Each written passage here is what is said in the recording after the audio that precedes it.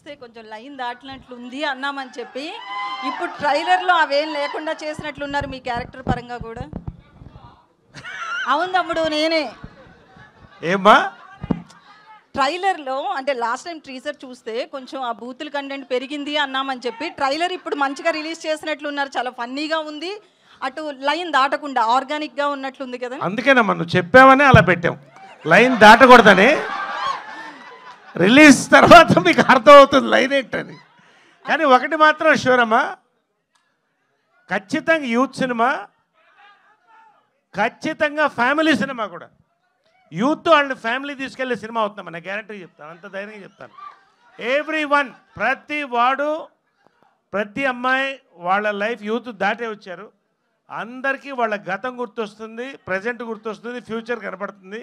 కిరణ్ కిరణ్ గారు ఆ పేరులో అబ్బవరం వరం అన్నట్టుగానే ప్రేక్షకులకు ఒక మంచి వరం ఇవ్వబోతున్నారని అర్థమవుతుంది మీ ట్రైలర్ చూస్తే. Thank you so much sir. So అంటే మీ గత సినిమాలు చూస్తే ఇంత ఈజీనెస్, ఇంత యాక్టివ్గా క్యారెక్టర్ తగ్గట్టుగా మీరు యాక్ట్ చేసేవాళ్ళు తప్ప యూత్ని టార్గెట్ చేసుకుని యాక్ట్ చేసింది ఫస్ట్ టైం అనిపిస్తుంది. అవును సార్. సో అది ఎలా అనిపించింది అంటే క్యారెక్టర్ నరేషన్ చేసినప్పుడు సో దాన్ని నేను ఇవ్వగలనా అనిపించిందా, లేదంటే ఇంకా కొత్తగా సో ప్రయత్నంలో భాగంగా ఇది ఇస్తున్నాం అనిపించిందా?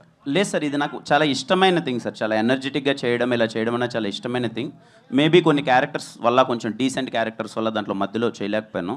మళ్ళీ నాని ఎప్పుడైతే ఈ క్యారెక్టరేషన్ తీసుకొచ్చాడో దీంట్లో స్కోప్ ఉంది సార్. నాకు ఇంత ఈజీగా కానీ ఇంత పర్ఫామ్ చేయడానికి స్కోప్ ఉంది. Thanks to Nani sir.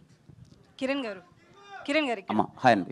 మీరు పవన్ కళ్యాణ్ గారు ఓజీకి ప్రీ రిలీజ్కి వచ్చినట్లుగా మీరు రెడీ అయ్యి వచ్చినట్లుంది, వాళ్ళే సూటు డ్రెస్ అంతా ఇచ్చారు అని చెప్తున్నారు. నాకు మధ్యాహ్నం వరకు తెలియదండి, చెప్పాను. నేను ఎప్పుడు మీరు గమనిస్తే ఏదో చెక్ షర్ట్ వేసుకొని నార్మల్గా వస్తాను. మా హీరో ఇలా ఉండాలని చెప్పి మా ప్రొడ్యూసర్ గారు కాస్ట్యూమ్ పంపారు, వేసుకొచ్చాను. అంటే కావాలని డిజైన్ చేశారా రాజేష్ గారు? కావాలని డిజైన్ చేశారా?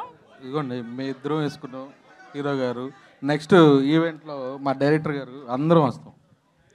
సో కిరణ్ గారు, మీరు కూడా చాలా కష్టపడి ఇండస్ట్రీలో చాలా ఆటుపోట్లు ఎదుర్కొని ఈ స్థాయికి వచ్చారు.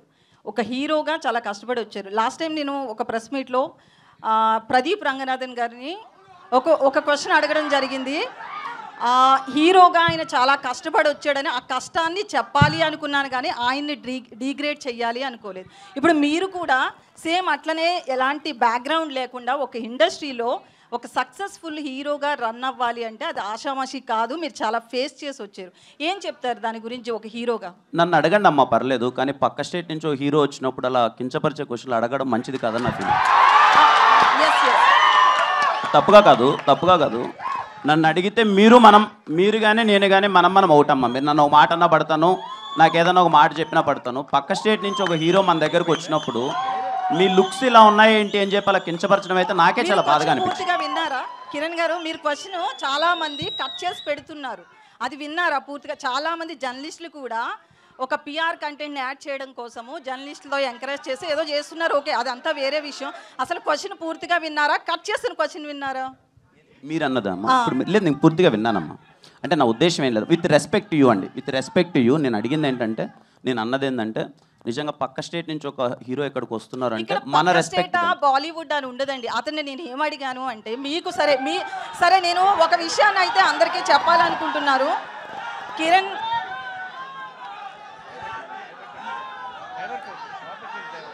ఒక్క నిమిషం, సారీ అండి, మీరు అడగండి ప్లీజ్, మీరు అడగండి. నేను ఒక హీరో కష్టపడిన దాన్ని చెప్పించాలి అనుకున్నాను కానీ ఆయన నేను తక్కువ చేయాలనే ఉద్దేశం నాకు లేదు. ఇది మీరు ఒక కష్టపడిన హీరోగా మీకు తెలుస్తుంది కాబట్టి మాత్రమే నేను ఈ రోజును కూడా మిమ్మల్ని అది గుర్తు చేస్తున్నా, అంతే. ఇంతకు మించి ఇక్కడ ఏం లేదు. Thank you. నరేష్ గారు